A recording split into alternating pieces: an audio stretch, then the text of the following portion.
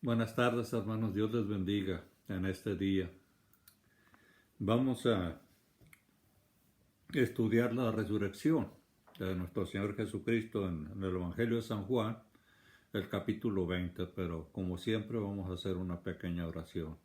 Padre bendito, nos ponemos en tus manos, Señor, y te pedimos que tu Santo Espíritu, Señor, nos ayude a enseñar mejor tu palabra, Señor, y también mis hermanos y amigos que escuchan estas palabras, que tu Santo Espíritu los toque, Señor, y que sea de bendición también para todos ellos, así como ha sido de bendición para nosotros. Nos ponemos en tus manos, Señor, y te nos encomendamos en el nombre precioso y poderoso de nuestro Señor Jesucristo. Amén, amén y amén. Ok. Como sabemos, los días para los israelitas y hasta la fecha empiezan a las 6 de la tarde y terminan el día siguiente a las 6 de la tarde. ¿Verdad? Por eso, en este caso, cuando lo sepultaron, se apuraron mucho, tanto José de Arimatea como Nicodemo se apuraron mucho a sepultarlo porque ya iba a hacerse tarde, iba a empezar el sábado a las 6 de la tarde, entonces lo sepultaron mucho antes de las 6 de la tarde para que no interferir con el descanso del sábado o del sabbat, como le llaman ellos. Entonces, entendiendo esto, de que el día que murió nuestro Señor Jesucristo, a la hora que falleció o la hora que murió, que entregó su espíritu al Padre, era la hora tercera, era la hora novena, era las 3 de la tarde de nosotros, la hora novena para los judíos. Y era el último sacrificio que se hacía en Israel, ahí en el templo. A esa hora se cerraba el templo y a esa hora se rasgó el, la cortina que dividía el lugar santísimo.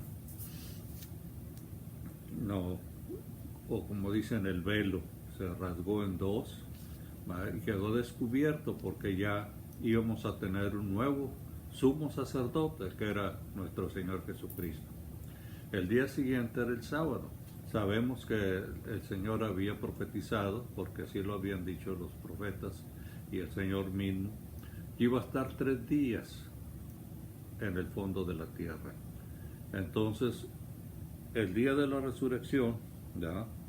Entonces pasó el sábado, o lo que le llaman los judíos el sabbat, y en la mañana, el domingo muy temprano, dice el Evangelio de San Juan, que fue María Magdalena, porque querían ponerle especies aromáticas al cuerpo de nuestro Señor Jesucristo. La Biblia en ningún momento enseña a qué horas resucitó nuestro Señor Jesucristo. Sabemos que después de las 6 de la tarde, que era ya el domingo, o el primer día de la semana, en aquel entonces nomás el sabbat, era el sábado, era el día que se conocía. Todos los demás días era el primer día de la semana, el segundo día, en fin. Entonces el primer día de la semana, que es el domingo de nosotros, fue María Magdalena con especies aromáticas porque ya podían hacer algo, porque en el sabbat o en el sábado no podían trabajar, no podían hacer nada. Entonces esperó hasta el domingo y dice la palabra de Dios que fue muy de mañana, antes que amaneciera, y ya había resucitado nuestro Señor Jesucristo. Pero no vamos a especular a qué hora resucitó, ¿no? Nomás dice que fue muy de mañana, antes de que el sol amaneciera, antes de que amaneciera el día. Ok, en el capítulo 20, versículo primero, dice: el primer día de la semana, María Magdalena fue de mañana, siendo aún oscuro, al sepulcro y vio quitada la piedra del sepulcro. O sea que nuestro Señor Jesucristo ya había resucitado. Entonces corrió y fue a Simón Pedro y al otro discípulo, aquel al que amaba Jesús, o sea, al apóstol Juan, y le dijo: se han llevado del sepulcro al Señor y no sabemos dónde lo han puesto. Salieron Pedro y el otro discípulo y fueron al sepulcro. Corrían los dos juntos, pero el otro discípulo corría más aprisa que Pedro y llegó primero al sepulcro. Y bajándose a mirar, vio los lienzos puestos ahí, pero no entró. Luego llegó Simón Pedro tras él y entró en el sepulcro y vio los lienzos puestos ahí.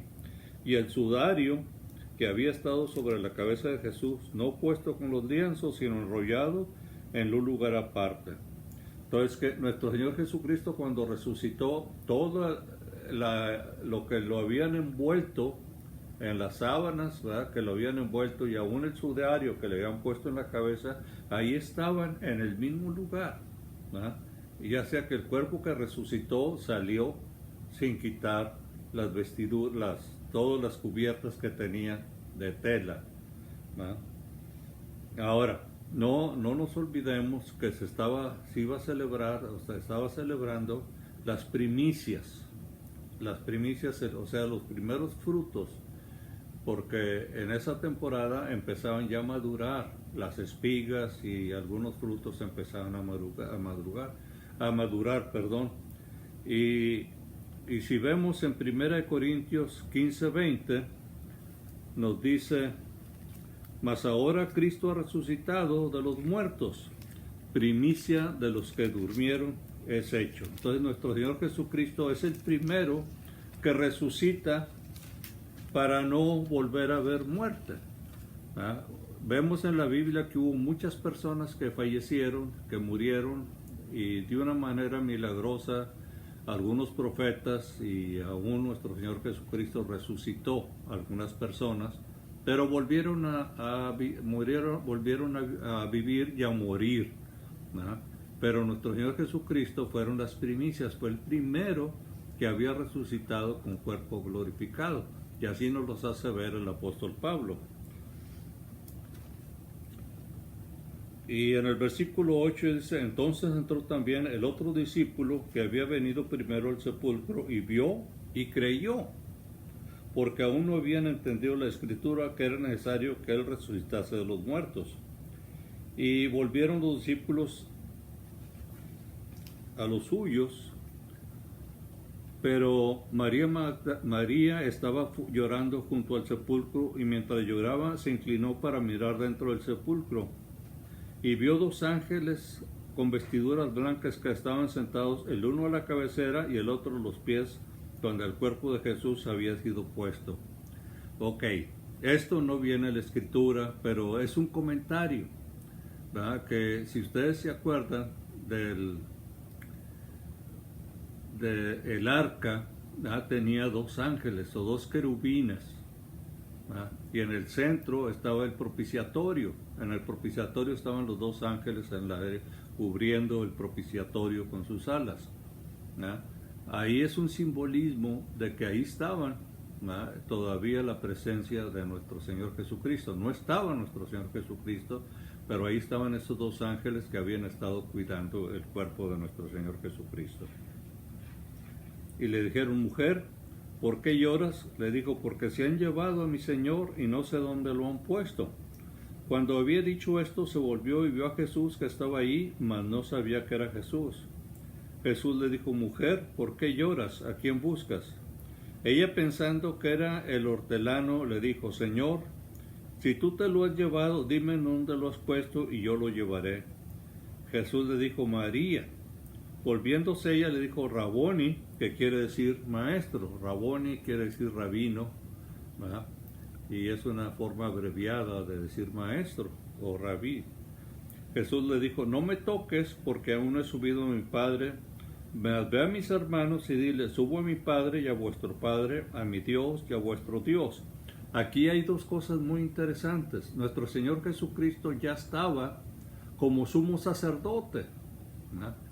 El templo, el velo del templo se había rasgado en dos. Entonces ya no había necesidad de ir al templo a adorar. Si ustedes se acuerdan, con la mujer samaritana, le dijo nuestro Señor Jesucristo a la mujer samaritana: la hora viene y ahora es cuando los verdaderos adoradores adorarán al Padre en espíritu y en verdad, ¿verdad? Porque ya nos iba a adorar otra vez durante muchos años, en Jerusalén no se iba a estar adorando a Dios, sino que ahora ya tenemos un sumo sacerdote a quien nos podemos entrar confiadamente hasta el trono de la gracia del Padre. Eso fue lo que hizo nuestro Señor Jesucristo. Entonces ya era sumo sacerdote y le dijo, no me toques, porque si ustedes se acuerdan, cuando el sumo sacerdote iba a entrar al lugar santísimo, nadie lo podía tocar. ¿Por qué no lo podían tocar? Porque quedaba inmundo y entonces se tenía que cambiar de ropa. En este caso nuestro Señor Jesucristo no tenía que cambiarse de ropa ni nada de eso, pero no querían que lo tocara, sino primero ir al Padre. Ese es un punto muy, muy bonito. Y el otro, por primera vez le dijo a sus discípulos o a sus apóstoles, ve y dile a mis hermanos, donde antes les decía que eran amigos, que eran apóstoles, que eran discípulos, ¿no? Ahora le dice hermanos. Y otra cosa muy importante, le dice, voy a mi Padre y a vuestro Padre. O sea que ya nos hizo hijos de Dios, nos hizo hijos de Dios, que es un privilegio que nada más los que hemos aceptado a nuestro Señor Jesucristo tenemos a Dios como Padre y a nuestro Señor Jesucristo como un intercesor. Él está a la diestra del Padre intercediendo siempre por nosotros de todas las acusaciones que haga Satanás en contra de nosotros. Ok.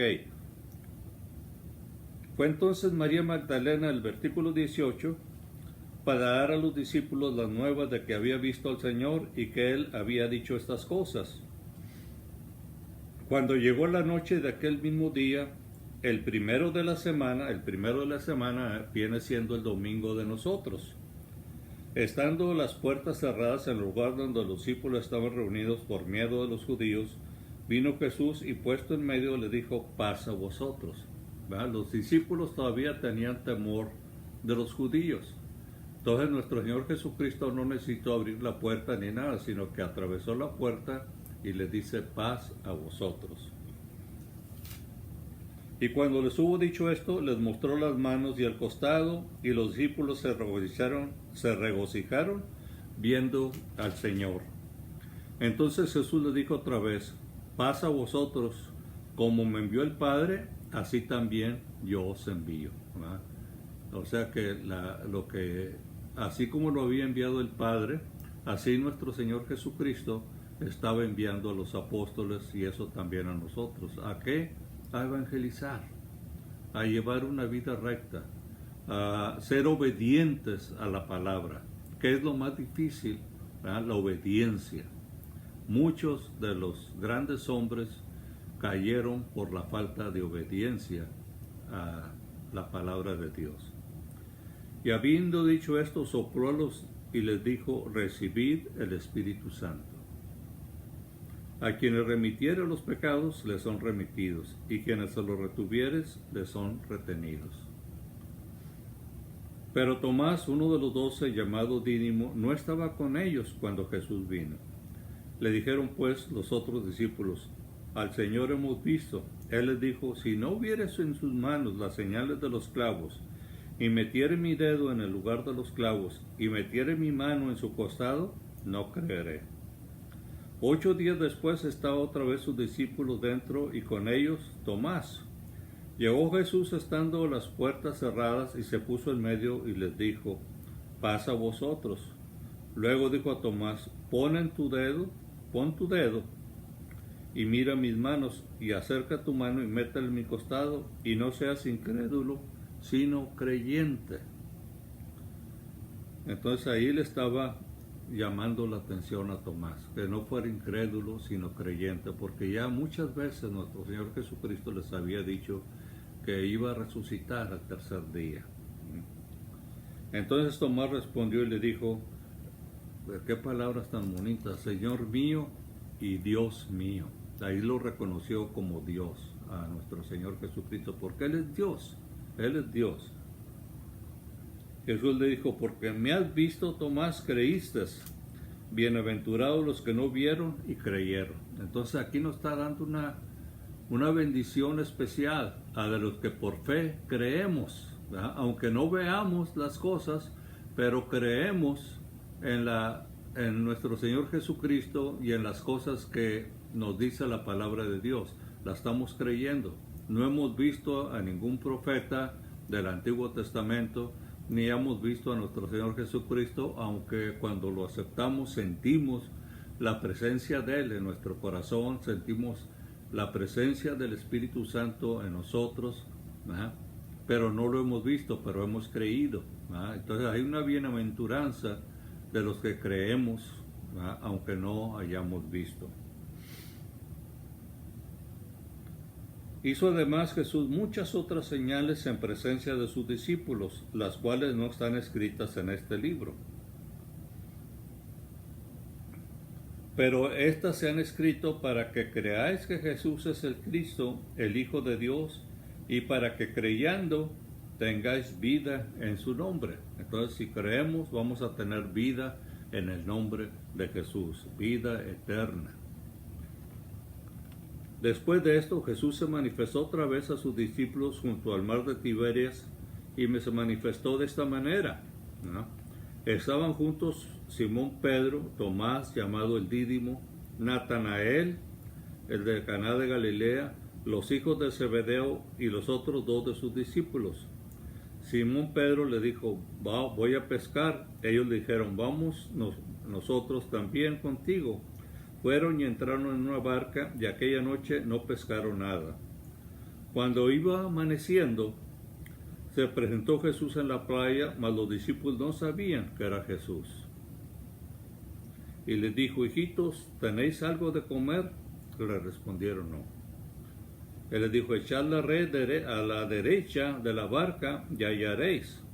Entonces le echaron y no la podían sacar por la gran cantidad de peces. Entonces aquel discípulo a quien Jesús amaba dijo a Pedro, es el Señor. Simón Pedro, cuando oyó que era el Señor, se ciñó las ropas porque se había despojado de ellas y se echó en el mar. Y los otros discípulos vinieron con la barca arrastrando la red de los peces, pues no distaban de la tierra sino como 200 codos. Al descender a tierra vieron brasas puestas y un pez encima de ellas y pan. Jesús les dijo, traed los peces que acabas de pescar. Subió Simón Pedro y sacó la red a tierra llena de grandes peces, como 153, y aun siendo tantos, la red no se rompió. Aquí 153 está representando que en aquel entonces, en la época de nuestro Señor Jesucristo, había 153 naciones. Ahorita hay muchas más naciones, pero en aquel entonces había 153. Y es muy simbólico que esos peces que sacaron fueran 153, pero el Señor quería que ellos fueran a predicar a todas esas naciones, como lo fueron. Le dijo Jesús, venid y comed, y ninguno de los discípulos se atrevía a preguntarle, ¿tú quién eres?, sabiendo que era el Señor. Vino pues Jesús y tomó el pan y les dio a sí mismo del pan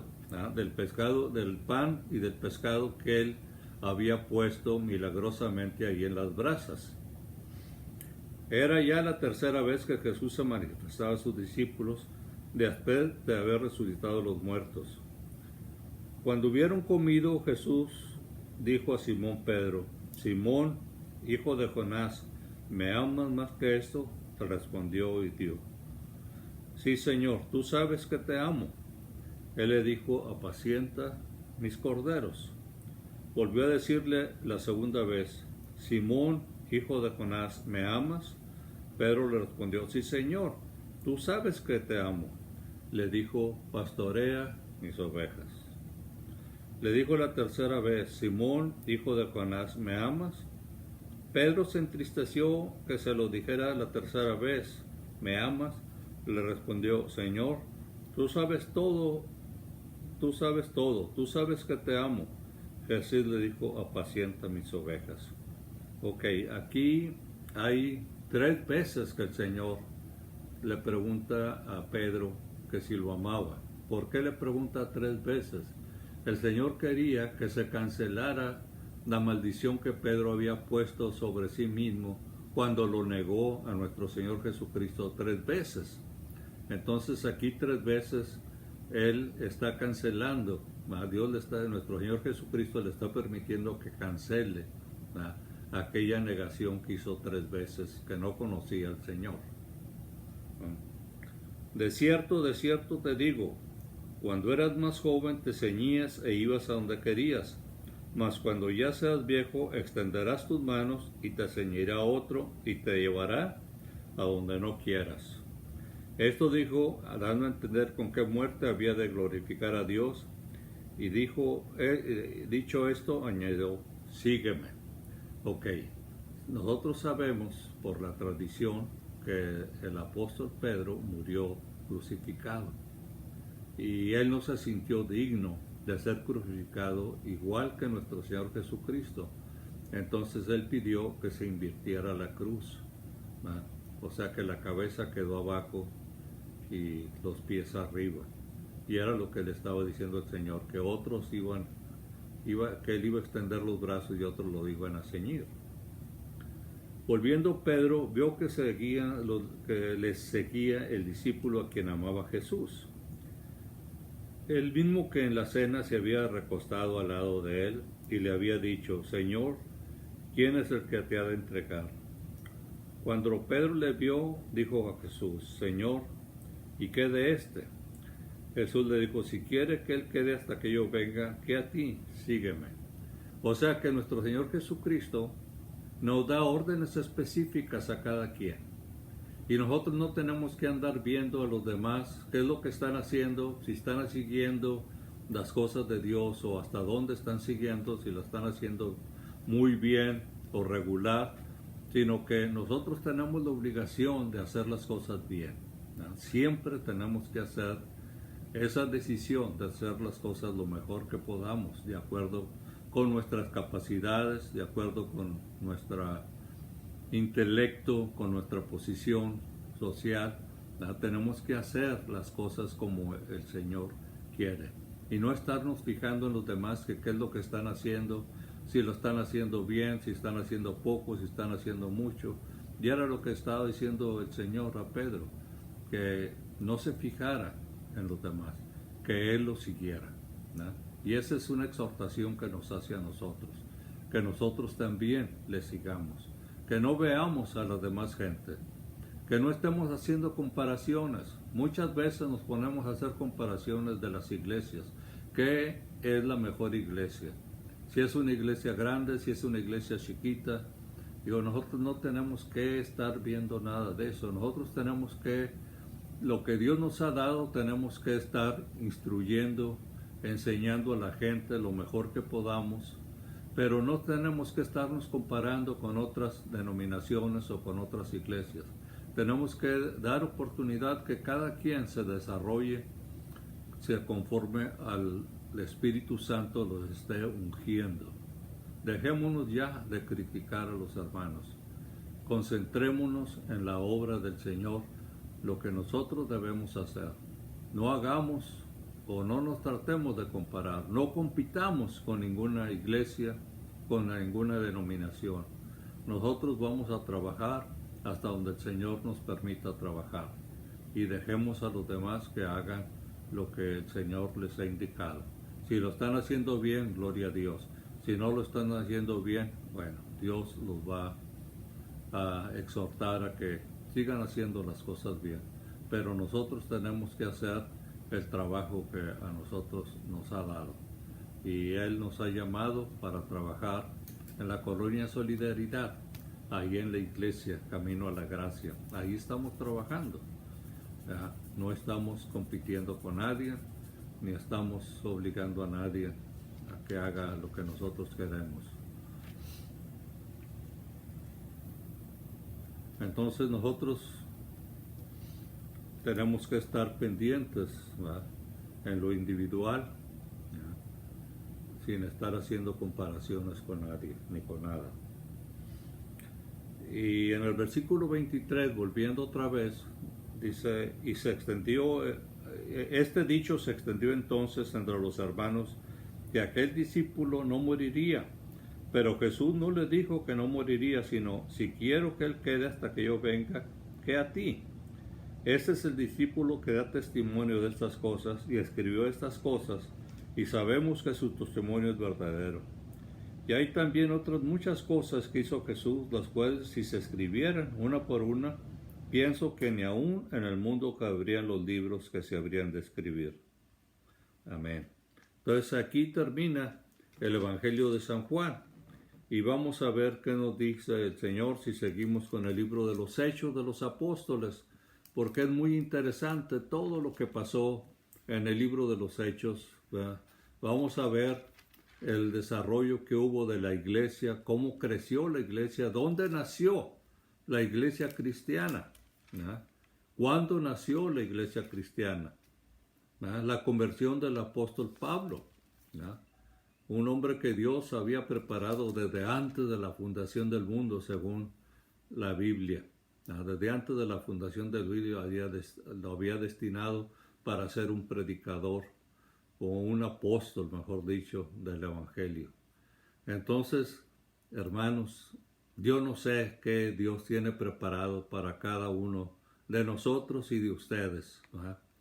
Que aunque no nos imaginemos, ¿verdad?, hasta dónde podemos llegar, para el Señor no tiene límites. Él nos unge y pone en nuestro corazón el trabajo que tenemos que hacer. Seamos pacientes, estudiemos la Biblia, oremos y veremos cómo el Señor empieza a hacer un desarrollo en nuestra vida espiritual. Y no nos vamos a poder quedar callados si es que seguimos las ordenanzas de nuestro Señor Jesucristo. No olvidemos que la unción del Espíritu Santo esté con nosotros para poder proclamar la palabra. Tenemos testimonios de muchos hombres que no fueron unos eruditos ni fueron muy elocuentes, pero tenían la unción del Espíritu Santo. Y cuando ellos predicaban, la gente se convertía. ¿Por qué se convertía? Por la unción del Espíritu Santo. No era porque predicaran muy bonito, ni porque predicaran con mucha fuerza, sino que el Espíritu Santo era el que obrara. Entonces busquemos de todo corazón al Espíritu Santo para que Él haga la obra que quiere que nosotros hacemos. Porque el plan de Dios es que nadie se pierda, sino que todos vengamos a un arrepentimiento, que busquemos al Señor de todo corazón, que lo busquemos con mucho entusiasmo, y Él es fiel para manifestarse en nuestra vida. Le damos gracias y vamos a hacer una oración para terminar. Padre bendito, te damos muchas gracias por habernos permitido terminar este Evangelio del apóstol Juan, Padre, que se escribió en una forma que nos muestra la deidad de nuestro Señor Jesucristo, que nos enseña muchos de los milagros que Él hizo, que es un evangelio diferente a los otros tres y que trae una gran bendición espiritual a todos los que leemos este evangelio. Te pedimos, Señor, que seas con nosotros, así como seas con todos los hombres y mujeres que escuchan esta enseñanza, Padre, y que la obra de tu Santo Espíritu, Señor, llene a estas personas como a nosotros también nos llene para seguir hablando de tu palabra. Te damos gracias en el nombre poderoso de nuestro Señor Jesucristo. Amén, amén y amén. Dios les bendiga, hermanos.